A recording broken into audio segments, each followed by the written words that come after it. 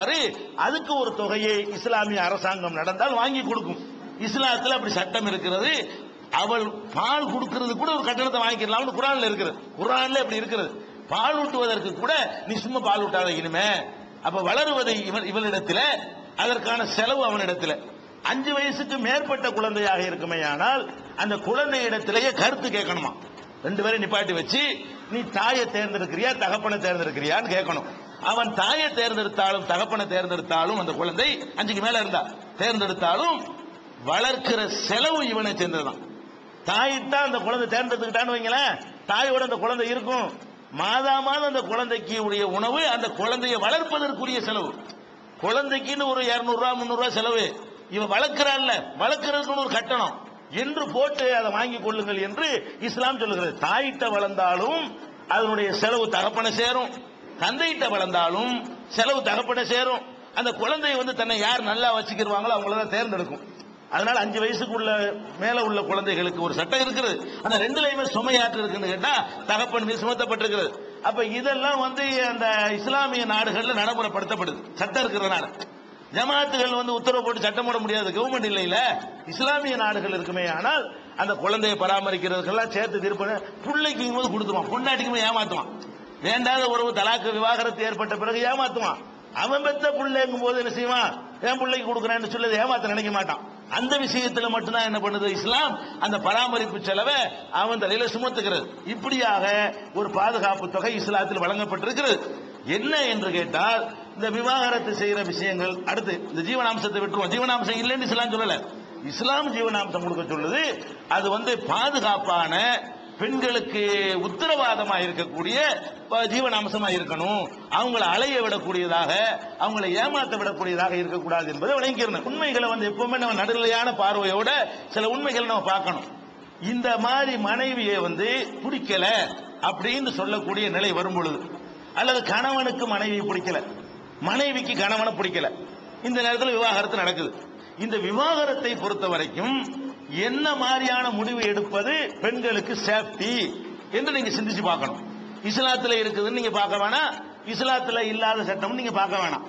எது பெண்களுக்கு பாதுகாப்பானு நீங்க பாருங்க. ஒரு ஆணுக்கு பெண்ணை பிடிக்கலங்க, அல்லது பெண்ணுக்கு ஆணை பிடிக்கல. இந்த நேரத்தில் 2 பேர்த்தையும் போய் பிடிக்காட்டாலும் சேர்ந்துதான் இருக்கணும்னா என்ன அப்படி சேர்ந்து இருக்க இயலும்? 2 பேருடைய சேர்க்கை என்பது உடல் ரீதியான சேர்க்கை வேற இருக்குது. அவங்களுக்குள்ள ஒரு நல்லிணக்கம் இருந்தால் மாத்திரம்தான் சேர்ந்து வாழுதல் என்பது நடக்க முடியும். அப்ப அவங்களுக்குள்ள நல்லிணக்கத்தை ஏற்படுத்த எல்லா முயற்சியும் பண்ணுவோம். எல்லாம் பண்ணின பிறகு 2 பேருக்கு எந்த வகையிலும் பொருந்தி வரல. அப்ப என்ன செய்யக்கூடாது, கல்லானாலும் கணவன் புல்லானாலும் புருஷன் சொல்ல முடியாது. ஒரு பெண் இருக்கிறா, கல்யாணம் பண்ணி கொடுத்துட்டோம், புருஷனுக்கு ஆண்மையே இல்லை, ஆண்மையே இல்லை. இப்ப என்ன பண்ணனு, ஆண்மை இல்லாட்டாலும் அவனோட இருக்க ஏழுமா, இருக்க ஏழல். அவளுக்கு ஒரு வாழ்க்கை வேணும்.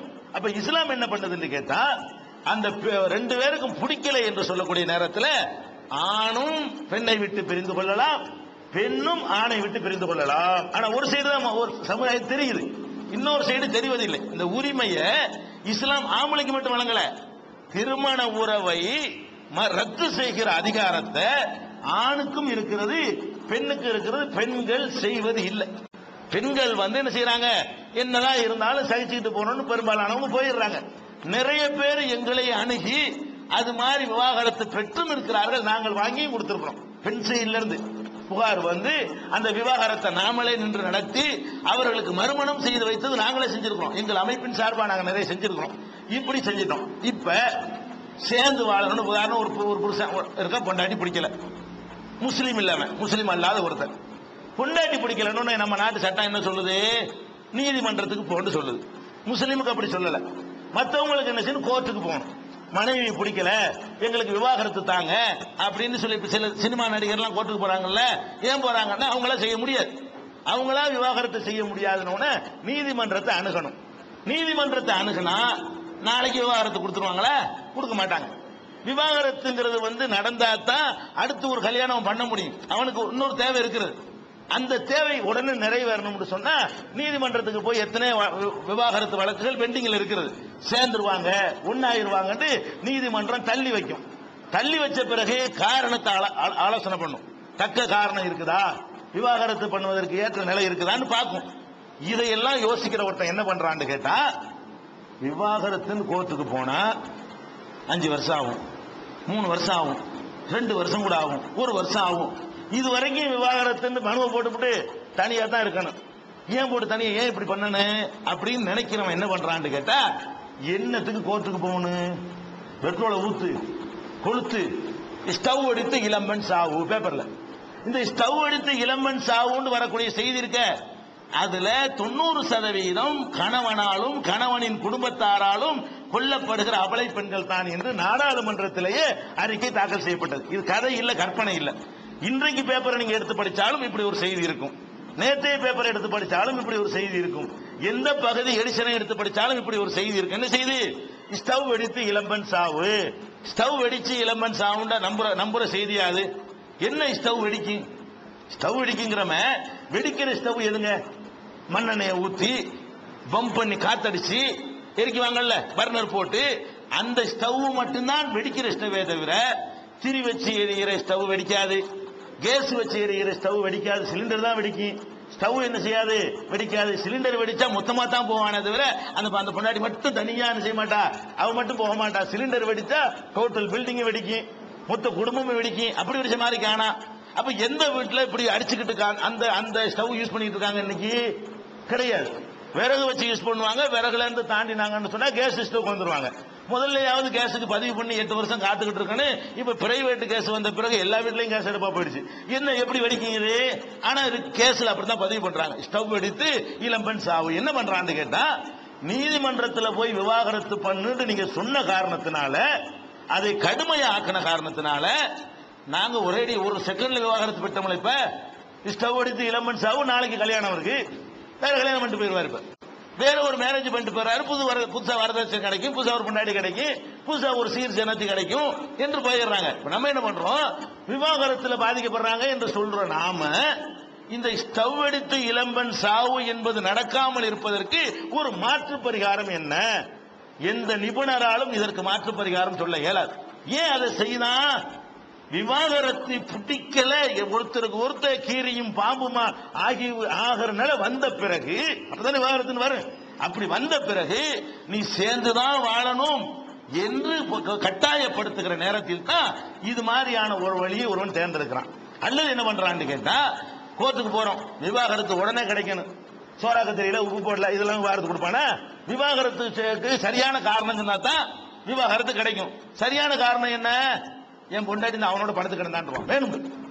ஒழுங்கான மனைவியின் மீது வேணும்னு 100 ரூபாய்க்கு சாட்சி சொல்ற ஆள் நம்ம நாட்டில் இருக்குது.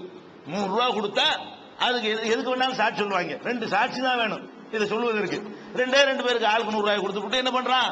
நீதிமன்றத்தில் என் மனைவிக்கு இந்த அவனுக்கு தொடர்பு, என் மனைவிக்கு இவனுக்கு தொடர்பு, வாரத்துக்கு ஒருத்தன் வந்துட்டு போறான், வியாழக்கிழமை ஒருத்தன் வருவான் சொல்ல அடிக்க வேண்டியதான். உடனே என்ன பண்ணு? அப்ப சரி விவாகரத்து சாங்ஷன் பண்றோம். அப்ப அந்த பெண்ணுக்கு அப்புறமா வாழ்க்கை கிடைக்குமா?